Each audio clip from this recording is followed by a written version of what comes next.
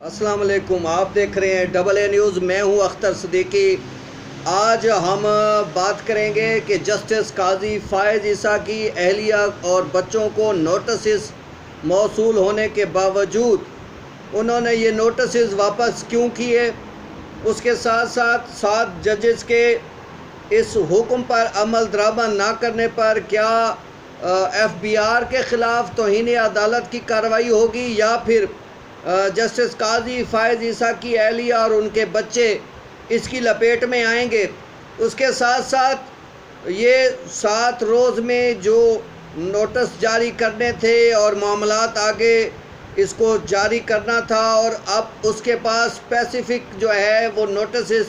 अरसाल करने की जगह अब कौन सी बनती है। उसके साथ साथ क्या FBI ने 7 लाख पाउंड जो भिजवाए गए उसका सुराग लगाया है। आया वो किस किस अंदाज से और किस किस अकाउंट के ज़रिए भिजवाए गए हैं और जस्टिस काजी फ़ायज़ ईसा की अहलिया ने क्या मनी ट्रेल देने का फ़ैसला किया है और क्या जस्टिस काजी फ़ायज़ ईसा ने अपनी अहलिया को ख़ुद ही ये नोटिस FBI के मौसूल करने से रोका है। इन सारे मामलात पर आज बात करेंगे। ये बहुत अहम केस है। जैसा कि मैंने शुरू में बताया था कि जस्टिस काजी फ़ायज़ ईसा के केस को वकला बरादरी ने बहुत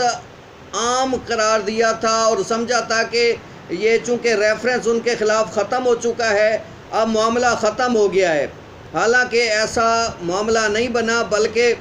जजेस ने अपना बर्डन जो है वो शिफ्ट किया था FBI पर और हुकूमत भी इस हवाले से मुतमईन हो गई थी, चूँकि हुकूमत पे भी उंगलियां उठ रही थी कि उन्होंने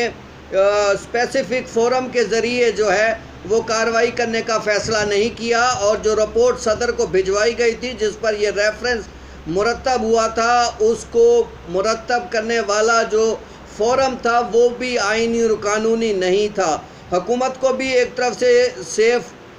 प्लेस मिली और उसको भी सेफ कार्नर मिला, दूसरी तरफ से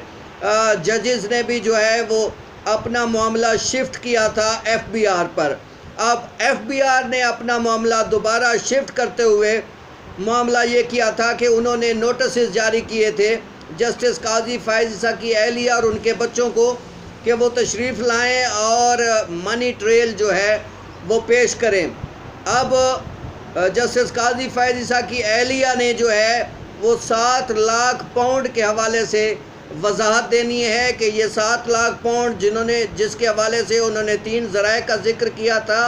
कि सिलाई मशीनों से और कुछ उन्होंने ज़रिए अपनी अराज़ी फ़रोख्त की थी और कुछ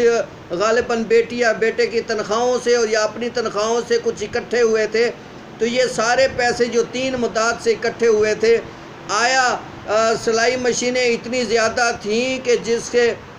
उनकी मदद से जो है वो 7 लाख पाउंड जो है वो इजीली कमाए जा सकें और इस हवाले से जो रकम इकट्ठी हुई तो क्या उसके भेजे जाने में जो है वो आईनी और कानूनी जो तकाज़े हैं क्या वो पूरे किए गए थे। अब इन सारे मामलात की छानबीन होनी है। एक तरफ तो ये मामला चल रहा है और दूसरी तरफ पाकिस्तान बार कौंसिल ने 13 नुकात पर मुश्तमिल नज़रसानी की जो है वो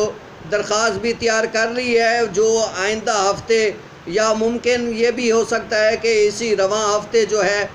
वो सुप्रीम कोर्ट में दायर कर दें। इस हवाले से जो है उनके आइनी और कानूनी माहिरीन से सलाह मशवरे जारी हैं और पाकिस्तान बार कौंसिल जो 13 नुकात पर नज़रसानी दरख्वास्त दायर करने जा रही है, अपील दायर करने जा रही है, उसमें बज़ाहिर तो यही क्रक्स यही है कि ये जो है आज़ाद अदलिया के ख़िलाफ़ ये केस आया है। ये रेफरेंस दरअसल आज़ाद अदलिया के ख़िलाफ़ था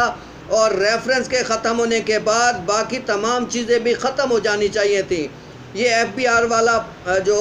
पेंडोरा बॉक्स खोला गया है, इससे एक बार फिर जस्टिस काजी फ़ायज़ ईसा इसकी ज़द में आ सकते हैं और मामलात ख़राब हो सकते हैं। लिहाजा ये असल में बज़ाहिर तो उनके बीवी बच्चों के हवाले से ये सारी बात है, मगर हकीकत में जस्टिस काजी फ़ायज़ ईसा को फांसने की कोशिश की जा रही है। पाकिस्तान बार कौंसिल की ये रिव्यू पटिशन किसी भी वक्त दायर हो जाएगी। उसके साथ साथ बाकी वकला तंजीमें भी जो है नज़रसानी की दरख्वास्तें तैयार कर चुकी हैं, वो भी रवां हफ्ते या अगले हफ्ते दायर किए जाने का इम्कान है। अब मामला ये है कि क्या FBI के ख़िलाफ़ उन 7 जजेस का फ़ैसला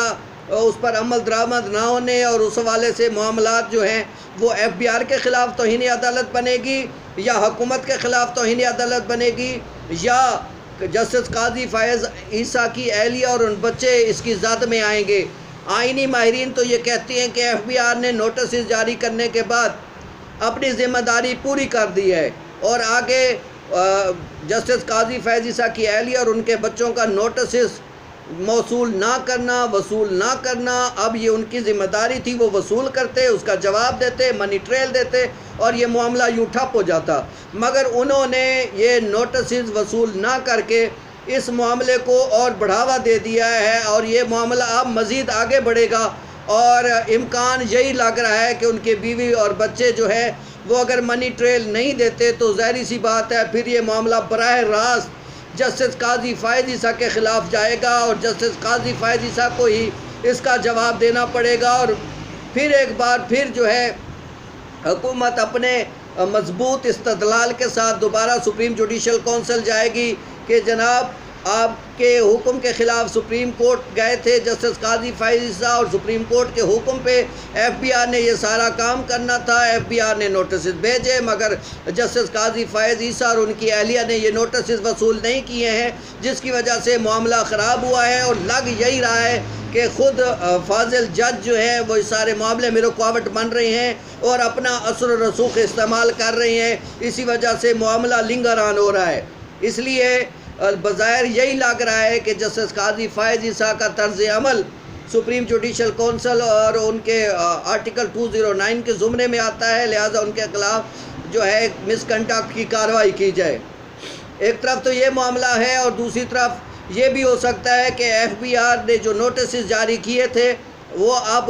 जस्टिस काजी फ़ायज़ ईसा की सरकारी जो है वो रिहाइश गाह पर भी भिजवाए गए हैं। उसके साथ साथ अब ये सुनने में आ रहा है कि FBI अगले हफ्ते उनकी रिहाइश गाह के बाहर ये नोटिस चस्पा करेगा। उसके साथ साथ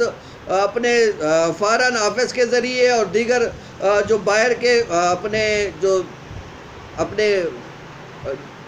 सफारत खाने और उनके ज़रिए जो है ये जस्टिस काजी फ़ायज़ ईसा और उनकी अहलिया के घर पे ये नोटिस चस्पा किए जाएंगे। आने वाला हफ़्ता जो अगला हफ़्ता है वो इंतहाई अहम हो सकता है इस हवाले से और मामलात जो है एक बार फिर सुप्रीम जुडिशल कौंसिल की जानिब जा सकते हैं। आइनी माहिरीन कहते हैं कि जस्टिस काजी फ़ायज़ ईसा को चाहिए कि वो अपनी अहली और बच्चों को इस हवाले से माइल करें कि वो FBI के नोटिस ना सिर्फ वसूल करे बल्कि उनका जवाब दे और मनी ट्रेल पेश करे कि ये 7 लाख पाउंड कैसे कमाए गए और किन किन ज़राए से कमाए गए और इस हवाले से अगर उनके पास दस्तावेज़ात हैं तो वो FBI के हवाले करें और इस सारे मामले से जान छुड़ाएं। आने वाला हफ़्ता बहुत हेक्टिक है और एक तरफ जो है वो मामलात कोरोना वायरस के भी उसी तरह चल रहे हैं मगर लोग उसी तरह एहतियात से काम नहीं ले रहे हैं। वो अब भी यही समझ रहे हैं कि कोरोना वायरस का कोई वजूद नहीं है, ये सिर्फ पैसे कमाने का एक ज़रिया है बल्कि ये इंटरनेशनल सतह पर कोई साजिश है। हालांकि ऐसी बात नहीं है, मुख्तलिफ़ जगहों पे केसेस सामने आ रहे हैं, पाकिस्तान में भी केसेस बढ़ रहे हैं और मसाइल में इजाफ़ा हो रहा है। लोगों को इस हवाले से एहतियात करनी होगी और जो आलमी इदारे सेहत ने जो इस हवाले से बचने और इस हवाले से जो एहतियात करने के जो तरीक़ाकार बताए हैं उस पर अमल करने की ज़रूरत है। अल्लाह ताला हम सब का हामी और नासिर हो। AA न्यूज़ के लिए आप देखते रहिए AA न्यूज़, ख़ुद भी देखिए, दोस्तों को भी शेयर कीजिए और इसके साथ साथ अभी मुझे इजाज़त दीजिए असद हाशमी और अख्तर सिद्दीकी के इस मुस्तक़ा चैनल को इंशाल्लाह फिर मुलाकात होगी नई ख़बर के साथ, नए वाक़यात के साथ। बहुत शुक्रिया।